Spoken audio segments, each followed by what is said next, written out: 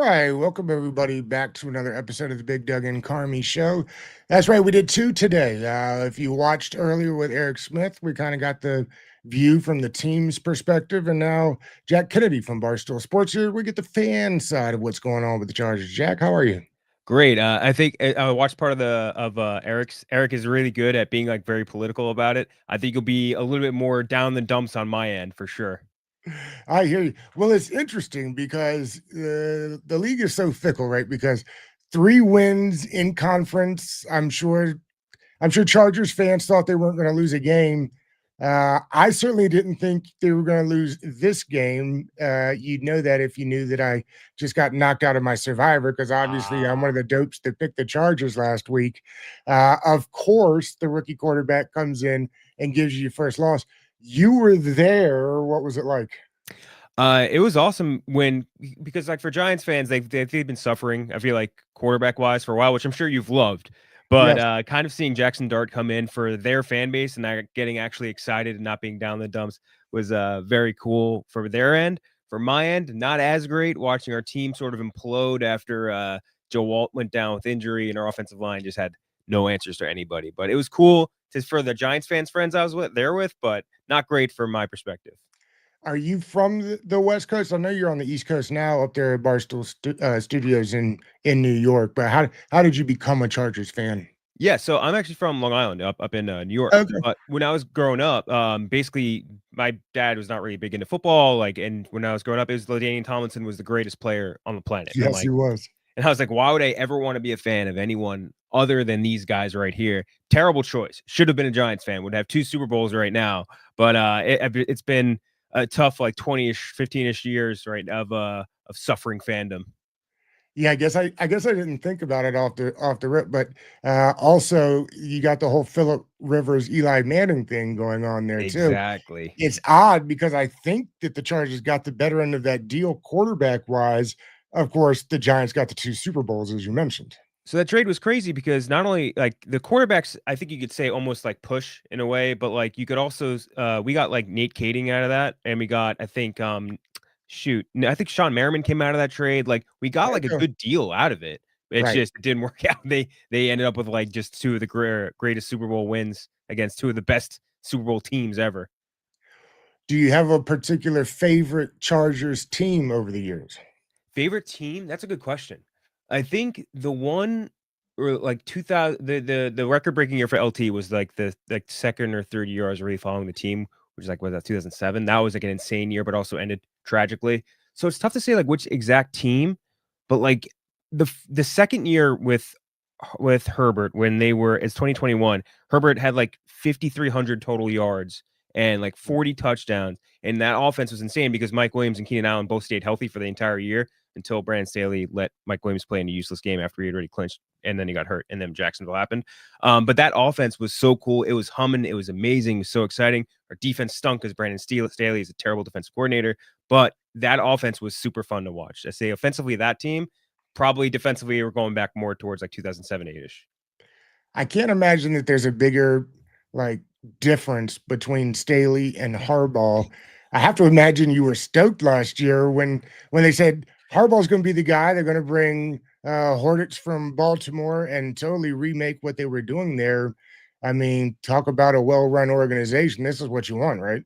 Exactly. It's almost like if you were in like, varsity football or whatever, and you're being coached by like the math teacher to being coached by like the gym teacher. Like your entire psychology changes once you get this new like brawlic actual football coach on the field, like a leader of men type guy. And it's been great. I mean, not to say Harbaugh's perfect by any stretch, but like he is just a leader of men and a guy that you could see the players really rally around, which is nice. I think Eric told me in the previous segment that Harbaugh once told him, "I want to play football, I want to coach football, and then I want to die."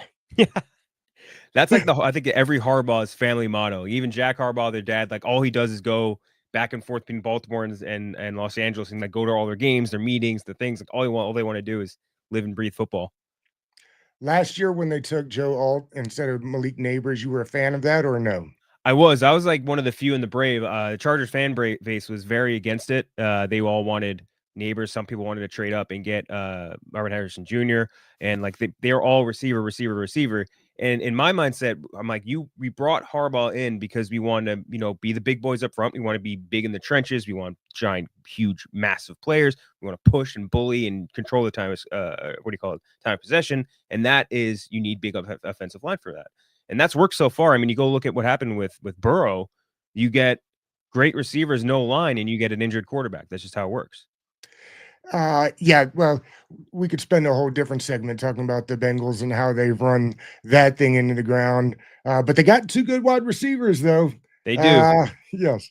It feels like they could have traded the second one and gotten some picks, but that is a different show.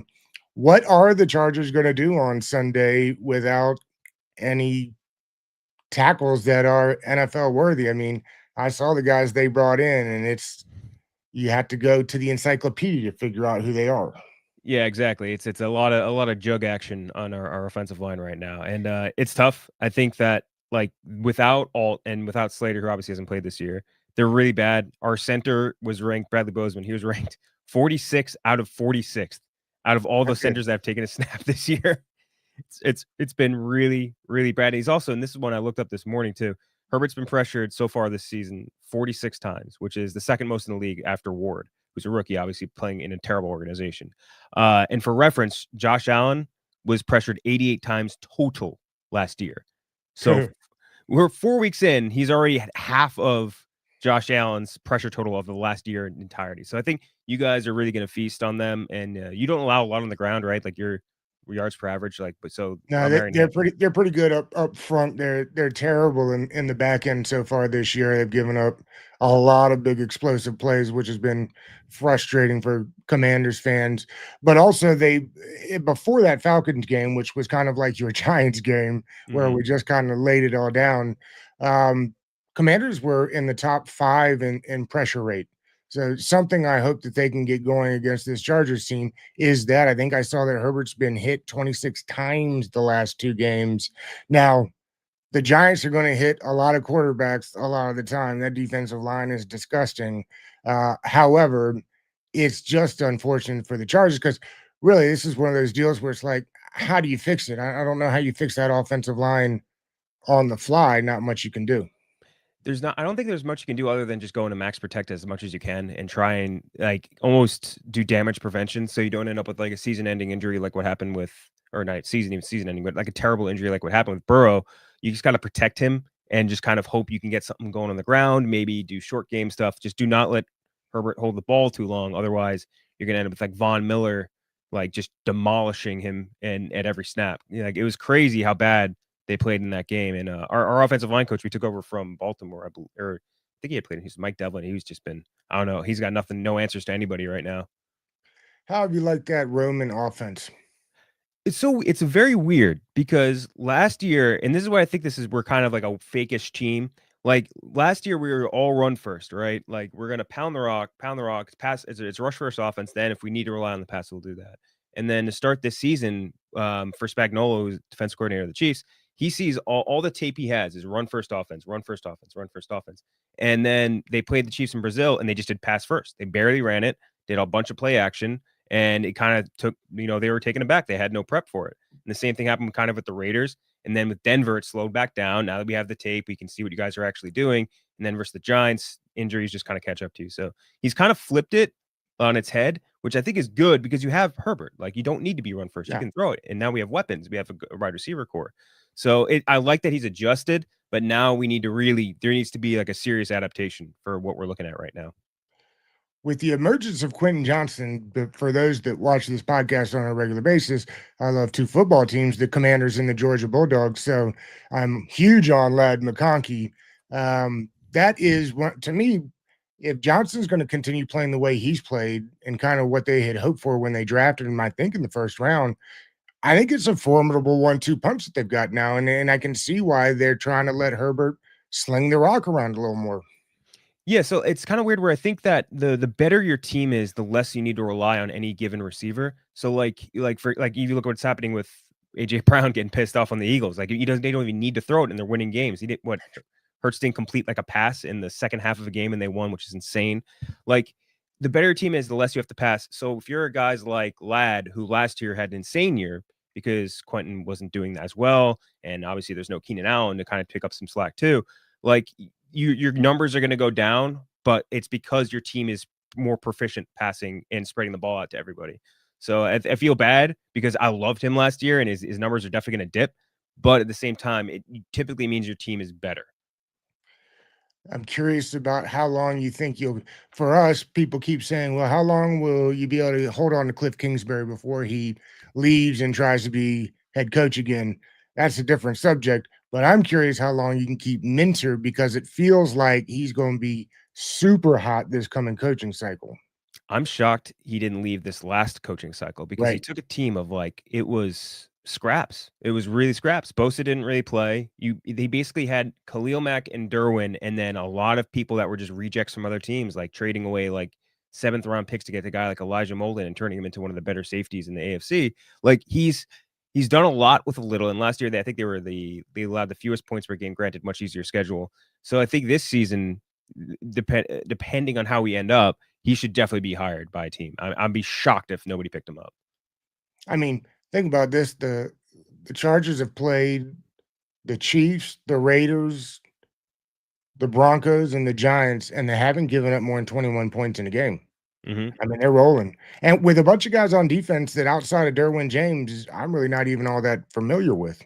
Yeah, I mean, Mac got hurt 2 games ago. He has been playing. Like Deion Henley's been amazing. He had a big Right. resurgence under Minter, but other than that, yeah, it's not like a lot of big names on this defense for sure. The big addition this offseason obviously was Omarion Hampton. Finally got it going against the Giants. It looked like if he can get it going, I think we kind of get back to that Roman Harbaugh offense we're talking about, where you probably feel more comfortable giving it to him 25 times a game and actually getting that play action game rolling. For sure, like they obviously complement each other, and he hasn't. That's the thing about weird thing about the Chargers because I feel like in for people that don't follow the team as much, you think of them as being a team that typically has good running backs. Like they Right. haven't had a 1,000-yard rusher since like Melvin Gordon in 2017 or something. That's crazy. Yeah. Almost a decade without a 1,000-yard rusher. So Hampton seems to have the goods. He's plowing through guys. What hurts him is he's a really good downhill runner, but our interior line is so bad that you can't run between them. So you can't run straight. You need to go out, bounce out to the sides, which wasn't even really like his strength at UNC. But now they're using him for that with like very less than standard tackles. But they're doing a good job at it, just getting him the ball and letting him run people over. Is Mackay Becton going to play on Sunday? Do you know? He was practicing. They had him in a no contact jersey. I don't know how that's going to work with concussion protocol or anything like that, but Oh, I it would was a assume concussion. yes. Yeah. Okay. Yeah. Who plays if he doesn't? If he doesn't, it's going to be Sawyer, probably going to be at right guard, and Sawyer was not good in the last game versus the Giants. They had him absolute hell because the issue with our offensive line is it's still, there's been 2 years and change of this right now, have no idea how to pick up a stunt. So the second a stunt happens, our interior line just disintegrates. They have no idea what's happening. They lose it. I'm sure you've seen some of the clips that went around from that Giants game. Like there was one play where their defensive lineman was so open through the middle right after the snap. He literally looked around because he's like, oh, it's a screen.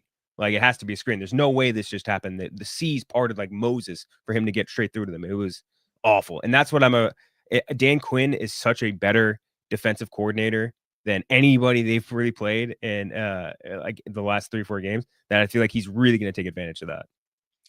Well, I hope so. I'll tell you what they haven't been able to do is cover tight ends down the seam. So I don't know who's playing tight end for the Chargers on Sunday, but I guarantee you they have a career day. I don't know what they're doing on defense, but the communication's been terrible and they're banged up. I think I saw 10 guys did not participate on Wednesday for the Commanders. So it's like get out your scorecard and your depth chart to see who's playing for both teams. It'll be an interesting game that way. We're going to see some guys we don't usually see. What do you think the game looks like? It's Tight kind of hard to game? say because I don't know how we adapt to at least our offense adapts to it. I feel like our defense is good enough to contain most of the offense as far as like Debo's amazing, obviously electric athlete. And Bill, my God, what a find. I He is know. unbelievable. He's so good.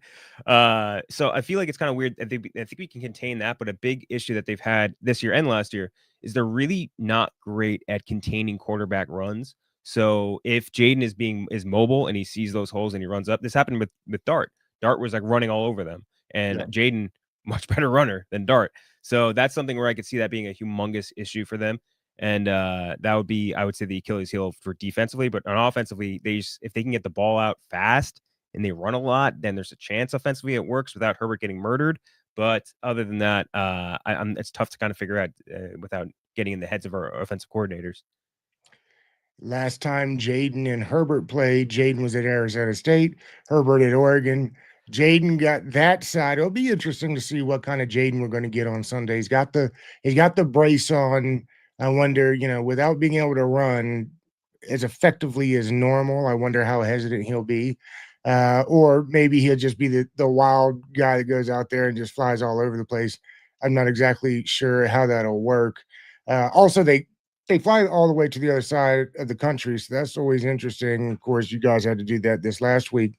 No, sounds like no Terry McLaurin, no Noah Brown. So, I mean, you're talking about Jaden throwing to Debo, Luke McCaffrey. And by the way, Debo didn't practice on Wednesday. They said he's got a heel injury. I don't know what that Jeez. means, but that would be terrible. Because if not, it's Debo, rookie Lane, and Luke McCaffrey, who's in his third year of playing wide receiver. So Mhm. interesting deal they've got going on there. How good is Derwin James still at this point in his career? Oh, he's unbelievable. You should just see the Um, way Harbaugh talks about him, man. It's yeah, like he's like his prodigal son. He's unbelievable. He's like one of the like if you could make a team of 11 players, like on defense, you would want 11 Derwins. He does everything. He covers, he defends, he can defend the pass, he can intercepts balls, he rushes off the edge, gets sacks. Like he's just an unbelievable. He does everything that you could possibly want of a player at that position. And he's also just like a great leader. Whenever you watch like clips of him on they do like mini movies after every game, and like him inspiring the team, like I'm getting fired up and I'm not there. Like he's sitting there, sure. he's just so charismatic that you can feel it through the screen. And I really I appreciate that we've had this long of Derwin or this amount of time with him, because he's a fantastic player. I know. I remember that draft. It was the Redskins took Deron Payne. The fan base, I think, wanted Derwin James. I wanted Derwin James. Hmm. Deron's been great. Don't get me wrong, Great but player, yeah. Derwin James is just a different type of dude. Let's is Are you the lone Chargers fan up there at Barstool in the New York office? So in our New York office, yes. In our Chicago office, we actually have, I guess, two. So we have my good buddy Jake, who he is the lead producer and sort of like right hand of John Gruden, actually, for Oh yeah, whenever okay. yeah. So he's a big Herbert fan, and then Shane, who's the primary guy graphics wise for Pardon My Take, is also a big Chargers fan. So we got like a little contingent going on, and we have a group chat where we like text our woes to each other, like, "Oh my God, I can't believe this is happening again. How could this happen?" Blah blah blah blah blah. We actually have a decent amount of Commanders fans too. Really? Yeah, I, we I have mean, yeah, I know PFT commenter is leading the group there, but I didn't realize there were more than that. What's the team represented the most there in the New York studio? in New York, I would say it's definitely Giants. There's like few Jets fans, but definitely way more Giants, I would say, volume wise. But both fan bases have just been so like it's Definitely. suffering forever. So it's kind of like you blend them together in a way, because they've just not been very Would, successful. would you rather be a Giants fan or a Jets fan right now? Giants fans, because at least you could pull back and be like, "Hey, we had it at one point. we had something going on." Jets still like haven't had like a 4,000-yard passer, I think, like there, which is crazy. They've been around forever. They still don't have a, and they've. I was texting my friends about it earlier today. They don't have a turnover this year. Like they have not. They have defensively. They have not had a Commanders only turnover. have one. They got it last week. It's crazy. Like I figured week 4, so you got to be. Everyone has to have at least one, right? You Yeah, would but think yeah. so. For Barstool, you do Chargers. You also do movies. I saw a lot of the movies you put coming out. I'd like to talk a little bit about them. One of them on there that you mentioned was Barbarian. I'm sure you've seen it. I've got to watch it again when it comes on. That thing is crazy. Barbarian was nuts. Yeah, that was Zach Kreger from The Widest Kids You Know, which is crazy that he went from being this like goofy little sketch comedy thing on like I don't even remember what channel, I think it's like VH1 or something, to doing Barbarians and then Weapons, which like opened up with like a humongous sort of critical and popular praise, which is I mean, it's incredible. And he's got more stuff coming up now too. I know Jordan Peele, who is now like a humongously successful horror guy, when he didn't get the bid on Weapons because he ended up going to Warner Brothers, he fired like his entire management team because he's like, I wanted that movie so bad, and you Really? guys didn't get it. You're done. That's how hot of a property Zach Kreger is with these movies. What are some of the movies that are coming to different streaming sites that you've got your eye on? There was actually a movie I haven't watched it yet, but it came yesterday. Play Dirty on I believe it's on Prime. The Okay.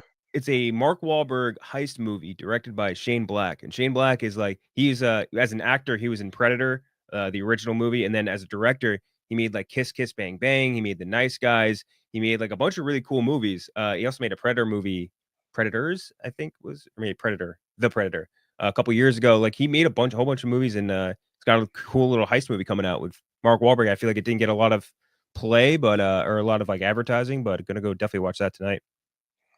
Interesting how many movies seem like they go straight to streaming now. Is that better for the people making the movie? Like what is happening that way, I guess, is less and less movies are going to the theater, it feels like. I think it depends on like what you want out of the movie or what you expect out of it. Like for example, Guillermo del Toro has a Frankenstein movie coming out with like Oscar Isaac and like this is a big Mhm. cast, and it's like that's a prestige director, and he has it that's coming to out in limited theaters for like 1 week, and then it's going to streaming. And if I was an actor, I'd be so pissed about that because I'm like, well, you be sold this sort of as like being this big theatrical release, and then if you're a regular movie fan and you know the movie's going to come to Netflix in 1 week, why would you bother go to the theater for it? Like you're just gonna wait the week and then you're gonna go watch it on streaming. So I think it kind of depends on like if you're making a movie that's like a blockbuster, like a Mission Impossible or like a Marvel, whatever, like you should. I'd be pissed if that was not getting into theaters. If I was, making a more schlockier, goofy comedy or something like that, I think I might, or something that maybe might not be that successful in theaters or would be bad for it. Then I probably want on streaming that we can get more eyeballs on it. Then you get more people watching your work, want to find out more about you. So I think it just depends on what you want out of the movie. Do you have a favorite actor right now? Favorite actor? That's a good question. Um, there's a lot where I'm like a lot of actors where I'm like that's the best actor, and then there's some where I'm like that's an actor who like I want to see in everything. Like Bale, I think is one of the best working right now, and he always has something crazy coming out. He's got a Bride of Frankenstein movie coming out kind of soon, which looks crazy. Uh, I love, and he just has the Chad Powers series coming out soon. I love Glenn Powell. I remember I interviewed him years ago for a Korean War movie, which he was great in. But he's great, so charismatic and nice, like just a very cool guy. I'm trying to think of who else I would put in like my best. I love Josh Brolin. I love damn. There's a lot. There's a lot. I feel like my brain's running in like 1,000 directions. But yeah, I got a million off the list. Same question for directors. Directors, I think Denis Villeneuve is my number one right now. I mean, you do Dune, you do Arrival, you do Sicario, you do like every movie he makes is gold. And like I think he's 1A, 1B, like Christopher Nolan to me is a unicorn. Like Sure. no director in the planet makes a movie that is critically well acclaimed, also makes money at the box office, and people love it. Like that, you typically you can only get one side. Like Denis Villeneuve, when he makes a movie like Arrival, that's not making or Blade Runner 2049 doesn't make a ton of money, but critics love it. People mostly love it, but you can't typically get all three. And Chris Nolan gets all three every single movie he makes. So he's I think the most impressive. But Denny, every movie he makes, I'm watching. Is it just me, or does it feel like every movie's like 2.5 hours now? It feels like that used to be you get in and out of a movie for, closer to 2 hours. Do you like it that way? And then I guess I'd say, do you prefer a 2.5 hour movie, or do you prefer like a limited series? So I think that it depends. Like the length of a movie is only bad once you feel it. So, like, if you're watching I've watched 3-hour movies where, like, I haven't felt the length and I'm like, "Oh my god, I need more, I need more, more, Right. more, more," because the pacing's good. But, like, then I've also watched movies that are, 90 minutes long that feel like they lasted 3 hours long. So, as long as the movie is well made enough pacing-wise that you don't feel it, that's great. And unfortunately, there's not a lot that do that in either direction. So, and, like, other movies get rushed too, and then you don't feel like you got enough time with them. So I think it really just depends on how you pace it. And there's certain limited series where I would definitely say I way preferred it as a series versus if it was TV. Like Chernobyl, great example. Like Chernobyl is Right. one of my favorite limited series ever made, and that Right. I don't think would have worked as a movie. There's just too much to tell. Did you watch the what was it, Paramount Plus, the new Pierce Brosnan? Um, Mobland. yes, thank you. Did you how did you find that? Because Hardy hasn't really done a ton recently. Yeah, he is. He's kind of like in a weird spot where he's just kind of picking projects like I think he's more passionate about. Like he did weird stuff. He did a Capone movie a couple years ago, which was not great, but like if you clearly he was passionate about it. And then he'll randomly show up in like a TV show. He'll be in like Peaky Blinders and like blow the doors off and be Right. incredible.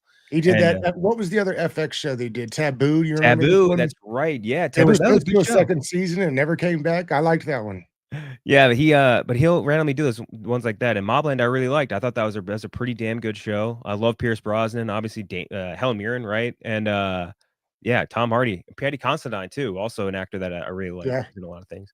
But Tom Hardy, I think he's one of the great working actors. I'm glad you brought him up too, because he is everything he's in. He just finds himself in like a totally different world, accent.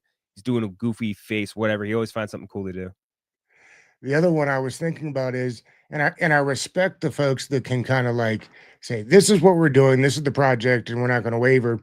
The Penguin was just so good, and everybody's dying for a second. Like it was so good, make a second season, but that wasn't the point of what it was. It was not supposed to be that way.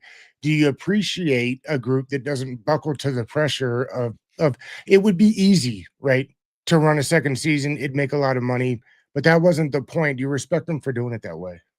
Yeah, definitely. I think like having the artistic career integrity, especially with a series where like you gave yourself a definitive end and like you did such a great job of wrapping a bow on it, and like having that sort of like integrity to be like, okay, we're not going to do that anymore. But hey, you know what? You like this? Go watch the next thing we do because we're clearly you like what we're able to do, and maybe we can just do something like that in a different project.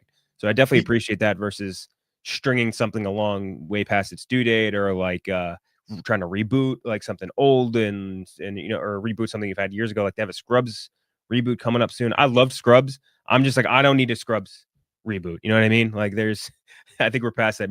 I would love for that same. I think it's Bill Lawrence. I'm like go make another workplace comedy. I'll go watch that.